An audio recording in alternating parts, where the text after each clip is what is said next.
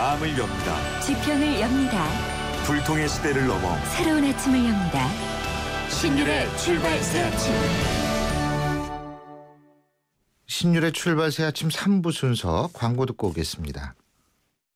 안녕하세요. 홍주동 김수미예요. 차오르 정렬 2588 대리운전 2588 좋아요. 차우가 똑같아요. 2588 언제나 어디서나 2588 좋아요.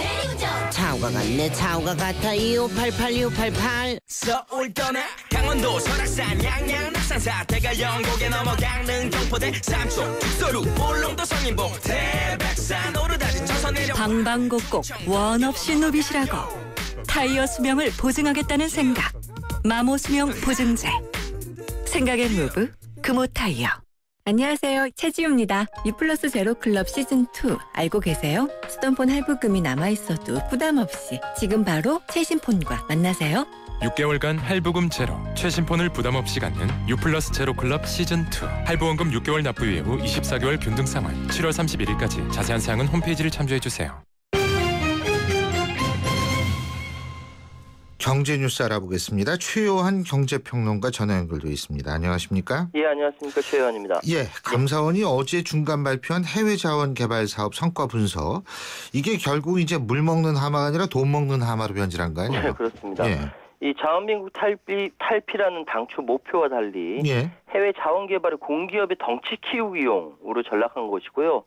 자원 도입 성과는 극히 미미하다. 이것이 이번 감사의 결과입니다. 예. 1984년 이후 169개 해외 자원개발 사업에 총 35조 8천억 원 투입됐고요. 앞으로도 46조 6천억 원이 더 투입돼야 하지만 과연 실제 자원 확보가 가능한지 의문이고요. 예. 이것은 이제 지난해 겨우 밝혀진 캐나다 하베스트 인수 등 에너지 공기업 문제가 심각하다라고 판단한 감사원이 작심을 하고 감사에 나선 것인데 결과는 뭐 말씀드린 대로고요. 지분 투자 사업으로 변질했다는 거죠. 예를 들어서요. 중국 장가항 광산은 석회석을 생산하는 사업입니다. 그런데 석회석은 이미 우리나라 국내 자금률이 100% 넘었거든요. 이거 왜 합니까? 웃기는 일이죠. 그래서 이제 앞으로 석유공사, 가스공사, 광물공사 등 에너지 3사가 앞으로도 막대한 돈을 쏟아부을 예정이라는 것인데 그만큼 이 회사들의 부실도 가속화될 것이다라는 것이고요. 이게 중간 발표입니다. 최종 결과 나오면 다시 또 말씀드리겠습니다. 근데 우리나라는 검찰도 그렇고요. 대충 중간 발표가 최종 발표하고 거의 비슷하더라고요. 예. 어쨌든 참 그게 그렇고 현대오일뱅크하고 GS칼텍스가 알뜰 주유소 일부 시장 유류 공급사로 선정이 됐다고 그러는데 그러면은 휘발유 가격이 다른 주유소보다 좀 내려가는 건가요? 예, 좀 내려갈 것 같아요. 보니까 석유공사에 따른 중부권 유류공급사에는 현대오일뱅크 그리고 남부권은 GS칼텍스가 선정됐다라는 것인데 이 선정된 업체들이 변경된 계약 기간이 적용돼서 향후 2년 동안 그 석유 제품 공급에 나서게 됩니다. 정확히 말씀드리면 9월 1일부터 2017년 8월 31일까지인데요. 이게 이제 계약 기간을 2년으로 늘리면서 대량 구매를 통한 가격 인하 효과를 극대화했다라는 전략인데 그러니까 가격이 좀 떨어질 수 있다는 거죠.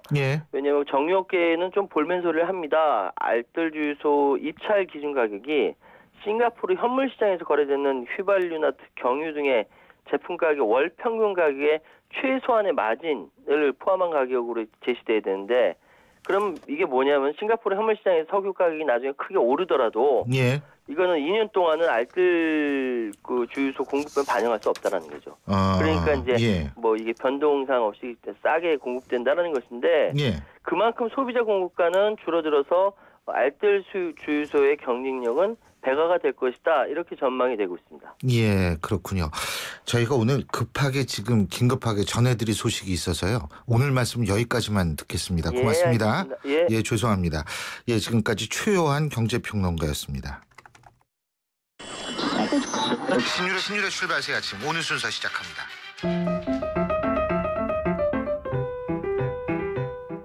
오늘 아침 당신이 듣고 싶은 뉴스 94.5MHz YTN 뉴스 FM 신율의 출발 새 아침.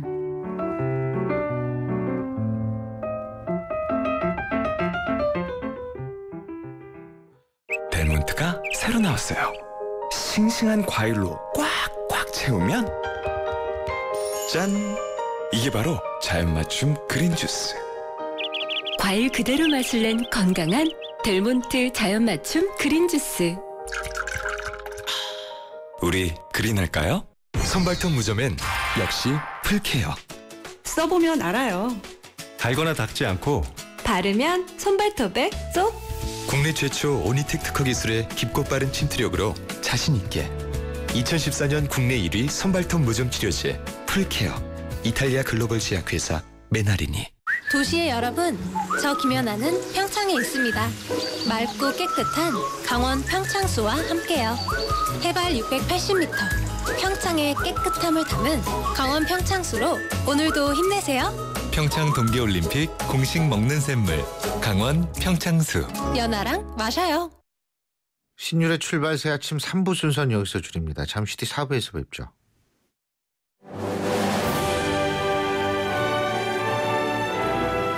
2015년 올 여름 영국 옥스퍼드에서 개최되는 국내 유일한 영어 캠프를 만나보세요. YTN 라디오가 주최하는 옥스퍼드 영어 캠프는 자녀들의 영어 실력을 한 단계 끌어올려드립니다. 캠프가 끝난 뒤에는 서유럽 투어의 기회도 누리실 수 있습니다. 영국 옥스퍼드에서 체험하는 YTN 옥스퍼드 영어 캠프. 자세한 문의는 웹사이트 ytncamp.com이나 02-723-0550에서 확인하실 수 있습니다.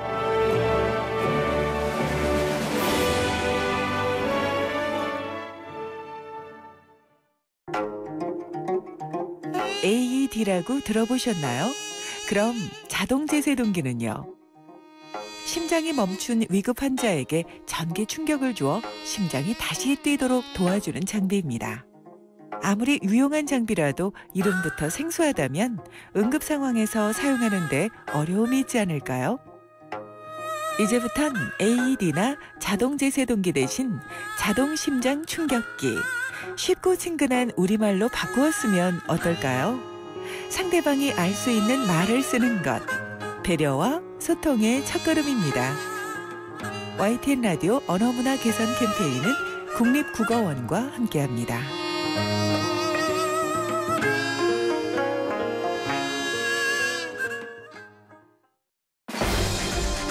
날카로운 분석, 내일을 보는 시선, 신율의 출발 새 아침. 신율의 출발 새 아침 4부 순서 광고 듣고 시작합니다.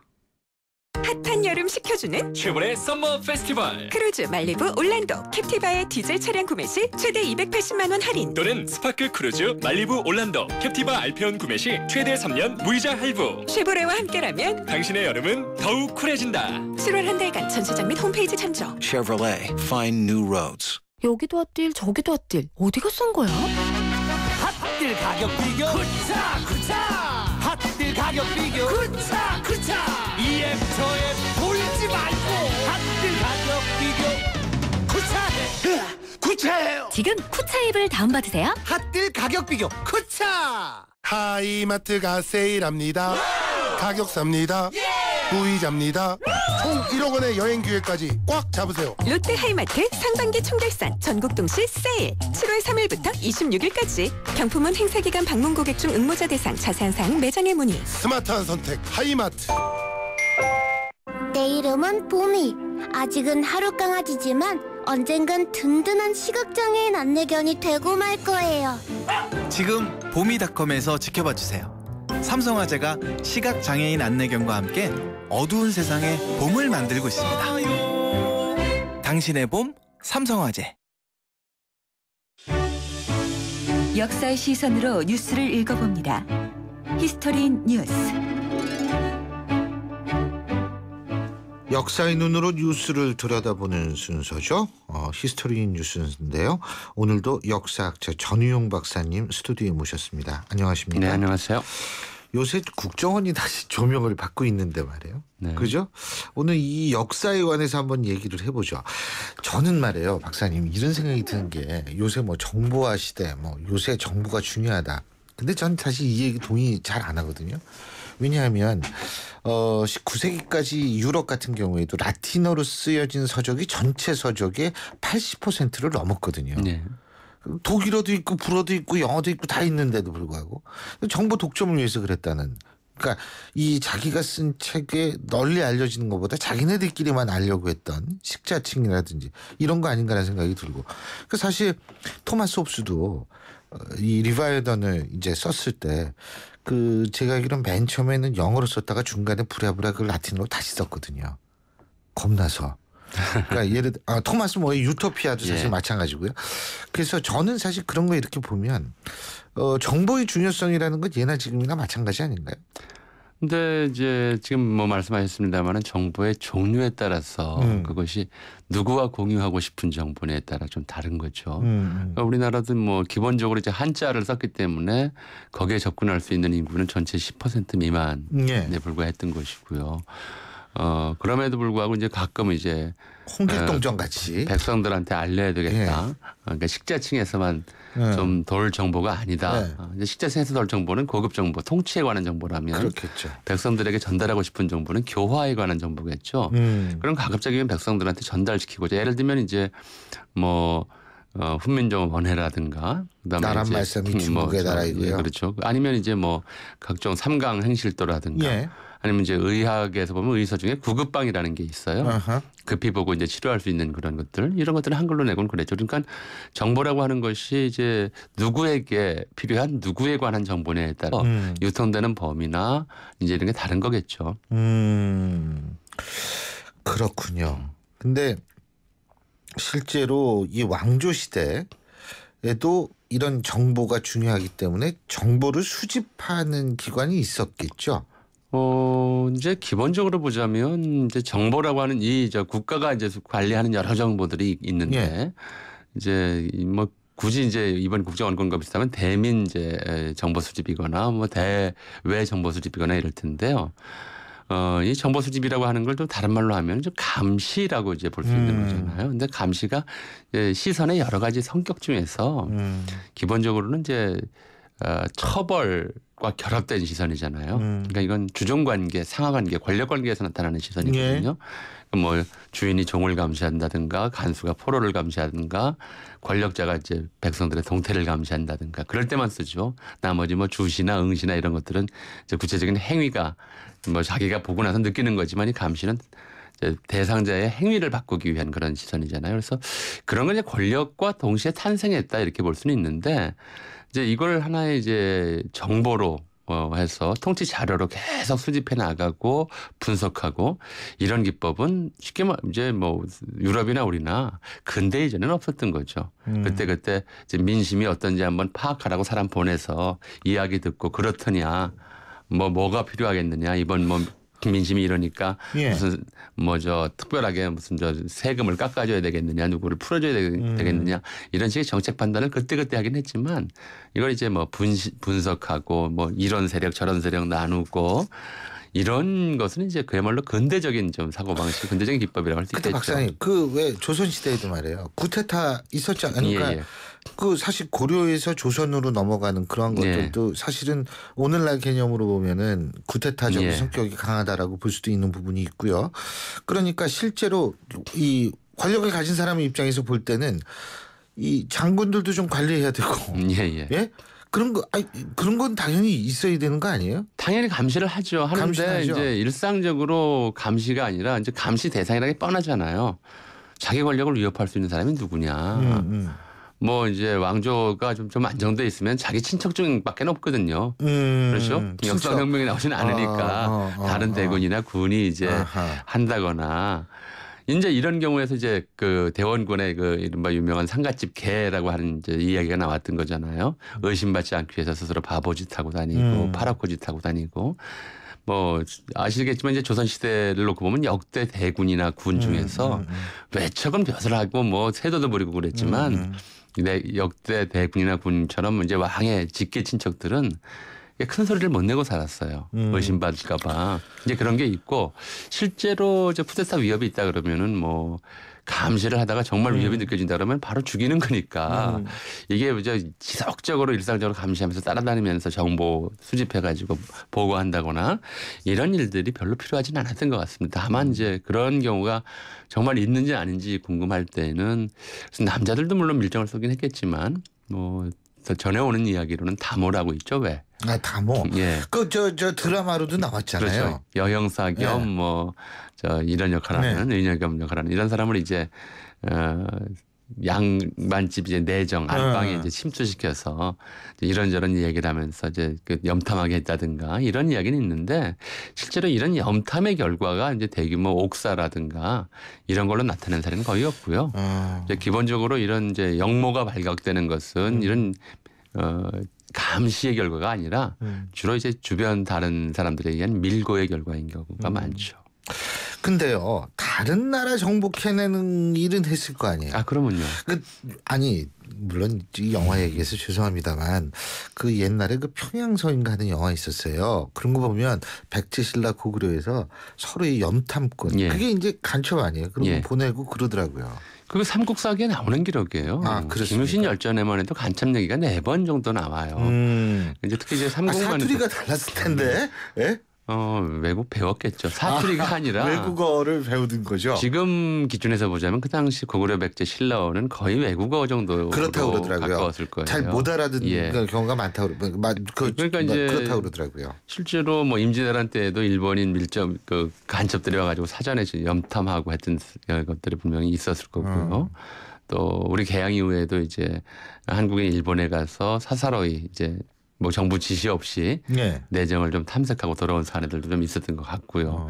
이건 뭐 손자봉법에도 반간계 이런 게 나오는 걸로 봐서는 간첩 보내고 스파이 보내는 거는 이미 아주 옛날부터 있었던 일이고요. 그러니까 전시의 적을 대상으로 정보를 수집하기 위해서는 항상 그런 건데, 그러니까 이를테면 이제 임진왜란 직전에 우리 저 선조 때 황윤길, 김성희를 이제 일본에 통신사로 보내지 않습니까? 예. 그 사람들의 역할도 본래는 간첩 역할을 해가지고 오라는 거였죠. 도요토미가 쳐들어올 가능성이 있는지 없는지 조사해서 봐라. 근데 보고가 다르니까 판결을 못 내렸던, 판정을 못했던 거고요. 그러니까 이제 대외 정보 수집이라고 하는 거는 뭐 국가의 생존과 관련해서는 꼭 필요한 일이었죠. 근데 그걸 잘 못했던 게 이제 우리가 지금 문제죠. 예. 야, 근데 삼국시대의 간첩을 잡으면 잡으면 어떻게 했을까요? 이제 김유신과 관련해서 좀 크게 남아있는 기록이 이런 게 있어요. 이제 고구려 간첩을 발각했다는 고구려 간첩을 발각을 했는데. 정말 어투가 이상하네 뭐 이렇겠죠. 예. 그보다도 이제 다른 사람 못 보는데 김유신이 워낙 탁월해서 저는 간첩이다 고 찍었다는 거죠. 그리고 이제 불러서는 우리 임금이 이렇게 훌륭한 분이고 이 나라가 이렇게 잘 되고 있으니까 너는 돌아가서 니네 임금한테 허튼 생각하지 말라고 그래라. 이러고 돌려보냈다는 거예요. 그러니까 잡아서 처벌했던 게 아니고. 그렇군요. 그래서 이제 돌아가가지고는 일종의 이게 반관계죠. 간첩이 신라가 이게 만만치 않습니다. 그러니까 함부로 할 생각하지 마십시오. 이렇게 보고를 했다는 이제 그런 이야기가 남아 있습니다. 혹시 이중 간첩이 됐던 건 아닙니까? 그러니까 그건 이제 반관계라고 그랬어요. 옛날 손자병법에서는 간첩을 역이용하는 방법이죠. 그게 이제 반관계요. 예. 허위 정보를 주거나 아니면 이중간첩 비슷하게 그렇게 만드는 거죠. 거고요. 예, 그런 식의 이제 기록이 남아 있고, 그러니까 뭐 좀 급할 때는 이제 뭐 처단이고요. 이제 죽이는 것이고, 때로는 이제 이렇게 풀어줘서 거꾸로 이용하기도 하고 그런 거죠. 재밌네요. 반관계. 예? 김유신이 이제 딱 풀어주고. 근데 아까 일제 시대 얘기도 잠깐 말씀하셨습니다만 일제 강점기 하에서는 그건 모든 식민지가 특히 일본이 좀 심했죠. 영국 식민지보다 일본 식민지가 좀 심했지 않습니까? 감시하는 거. 그러니까 이제 사실은 이게 이제 근대적인 현상이다라고 말씀을 드렸던 것이 신분제 하에서는 그 감시의 대상이 집단화해요.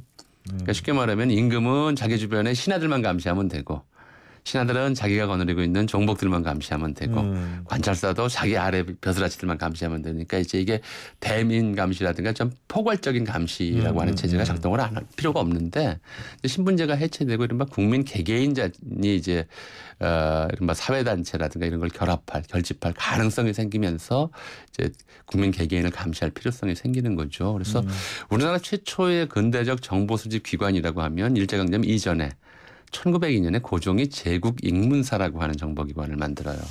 대외적으로는 언론사를 표방했지만 언론사나 뭐 정보기관이나 하는 일은 같으니까 정보 수집이니까 이렇게 해서 대내외 정보를 수집해서 이제 고종에게 전달하고 그걸 통해서 이제 정적이라든가 위험 분자라든가 이걸 판단하도록 하는. 그러니까 요즘으로 치면 이제 정보기관을 만든 거죠.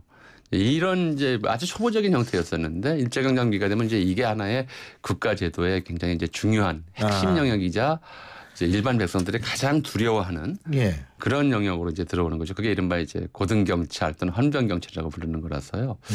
뭐 수만 명에서 수십만 명의 이제 밀정을 이제 헌병보조원이라는 이름으로 고용을 해서 이제 표현으로 이제 조선인 사람들의 일거수일투족을 감시했다. 뭐 이렇게 할 만큼 이제 이들의 활동 범위가 넓었죠. 영화에도 이제 일제강점기 영화 보면 많이 나오는 게 이런 밀정들이죠. 그렇죠. 사실 근데 갑자기 그런 생각이 드네요. 우리나라도 옛날에 중국에 간첩 보내고 중국도 우리나라에 간첩 보내지 않았을까? 그거는 좀 이렇게 흔치 않았던 것 같아요. 기록에 거의 안 나타납니다. 제가 왜 중국 얘기를 꺼내냐면 아리랑이 무형 문화재가 된다고 그러는데 이게 중국 학계하고 갈등이 있다고 그러는데 그래서 제가 갑자기 중국이 생각이 났거든요. 그럼 무슨 갈등이에요? 아니 아리랑을 우리가 무형 문화재로 하겠다는데 왜 중국이 나섭니까? 중국이 나선 게 아니고요. 제가 알기로는 몇 해 전에 먼저 중국이 지방 무형 문화재로 지정을 했죠. 아리랑을요? 예. 그러니까 연변 조선족 자치주에다가 그거 한 모양이죠? 예. 그때 이제 한국에서 일부가 왜 우리 걸 니네가 문화재로 지정하냐 이렇게 반발을 했던 게 있고요. 지금 우리가 지정하는 거에 대해서 중국에서 뭐라고 한다는 얘기는 제가 못 들었는데요. 그렇군요. 근데요. 이 아리랑이라는 거는 사실 우리 민족한테 굉장히 각별한 거 아니겠어요? 예. 나홍규 감독의 아리랑도 있고. 근데 이 아리랑이라는 노래 이 민족한테 어떤 의미라고 보십니까? 그건 저도 이제 기록을 좀 훑어봤는데 이 노래가 정말 이제 우리 민족의 노래라고 하는 이제 거의 공인이죠. 공인을까지 받게 된 거는 이제 1920년대, 30년대 이후였던 것 같아요. 그 전에는 아니고요. 여러 노래들이 있었고 아리랑이 지역마다 다르잖아요. 다 있으니까요. 근데 이제 이 가사에 뭐 이제 여러 가지 해석이 있지만 아리랑이 무슨 뜻이냐의 해석이 있지만 제가 좀 설득력이 있다고 보는 건 이제 아리랑, 쓰리랑 모두가 이제 통증에 대한 표현이거든요. 통증이요? 아프다, 아리다, 쓰리다 이런 거죠. 그러니까 이제 한을 이제 얘기하는데. 우리 민족의 정서가 한이다 이런 얘기를 많이 하고 그 한을 표현한 노래가 아리랑이다 많이 얘기를 하는데 이 한이라고 하는 것이 원과 한을 보통 묶었어서 원한 그러잖아요. 근데 원이라고 하는 건 이제 갚는다고 그래요. 되돌려줄 수 있는 거, 복수할 수 있는 것. 웬수가 그게 원자예요. 그렇죠. 억울하지만 갚아줄 수 있는 것이 이제 원이라면 억울해도 갚을 수가 없는 게 한이거든요. 이건 이제 풀어야 된다고 그러죠. 이건 주로 이제 부모에게 받은 억울함이라든가 국가에게 받은 억울함이라든가 사랑하는 사람에게 받은 억울함이라든가 정말 사랑하는 사람에게 억울한 일을 당하면은 그걸 복수할 수가 없잖아요. 그러니까 이게 이제 한인데 일제강점기에 이렇게 이른바 이제 국가 권력으로부터 당하는 억울한 일들이 워낙 많았기 때문에 일본이라는 국가 권력 그렇죠. 일본이라는 국가 권력에게 아무 죄 없이 끌려가서 뭐 재산 뺏기고 매 맞고 심지어 이제 자기 누이 동생 빼앗기고 이런 억울한 일들을 워낙 많이 당했는데도 어떻게 개인의 힘으로서 상대할 수 없는 거대한 이제 권력이니까 이제 한의 정조가 한국인들의 이제 보편적 정조로 자리 잡았다. 그래서 사실은 이제 아리랑이라는 노래가 1930년경에 한 차례 금지곡이 돼요. 일본에 의해서. 계속 풀어줬다가 그때 금지곡이 되는 게 뭐냐면 29년도 겨울에 이제 광주 학생 사건이라고 하는 게 일어나죠. 이제 그 사건이 나고 나서 이제 그 학생들이 아리랑 노래를 참 많이 불렀다고 그래요. 너무 억울하다. 같이 이제 뭐 일본 학생 조선 싸우는데 이러니까. 그러니까 이제 이게 이제 마치 민족의 노래처럼 비화될 것 같으니까 일본 이제 경찰 당국에서 금지곡으로 삼기도 하고 그러니까 이 노래가 이제 우리가 특별한 노래가 됐던 것이 바로 이런 이유 때문이었던 것 같습니다. 그렇군요. 아리다, 쓰리다. 참 오늘 그 얘기를 들으니까 갑자기 가슴이 또 찡하네요. 오늘 말씀 여기까지 듣겠습니다. 고맙습니다. 지금까지 역사학자 전우용 박사와 함께했습니다. 희망은 빛나는 미래죠. 희망은 잊었던 나의 꿈. 희망은 활기찬 노후지. 희망은 행복한 저 기은생과 함께 희망을 노래해요. 희망을 키우는 평생은행 IBK 기업은행. 왜 뉴트리라이트 더블X는 DNA 건강까지 생각할까요? 매일 유해산소가 우리 몸의 DNA를 공격하기 때문이죠. 비타민과 무기질, 식물 영양소를 담은 더블X. 항산화를 통해 DNA 건강까지 생각합니다. 81년 식물 영양소 전문가. 건강기능식품 광고입니다. 첫 만남부터 두근거렸죠. 운명이다 느껴질 만큼. 그날부터 5년 넘게, 30대부터 10년 넘게 이 선택이 제 피부의 운명을 바꿨어요. 제 날 믿어지나요? SK2 피테라 에센스. 놓치지 않을 거예요. 내가 죄짓고 살지 말라 그랬지. 나한테 이러고 뒷감당할 수 있겠어요? 황정민, 유아인, 유혜진, 오달수. 올여름 최고의 베테랑들이 온다. 베를린 유승환 감독 2015 범죄오락 액션 베테랑 8월 5일 대개봉. 15세 이상 관람가. 톡톡톡톡 톡톡톡톡. 이 음악은 김치가 맛있어질 때 나는 유산균 소리로 만든 운명 교향곡입니다. 배추김치 톡톡, 열무김치 톡톡, 동치미 톡하게. 유산균이 9배 더 많아 진짜 맛있는 김치. LG 히오스 김치 톡톡. 신율의 출발 새 아침 오늘 순서는 여기서 모두 줄이겠습니다. 전 내일 아침 7시 15분에 다시 오겠습니다. 고맙습니다.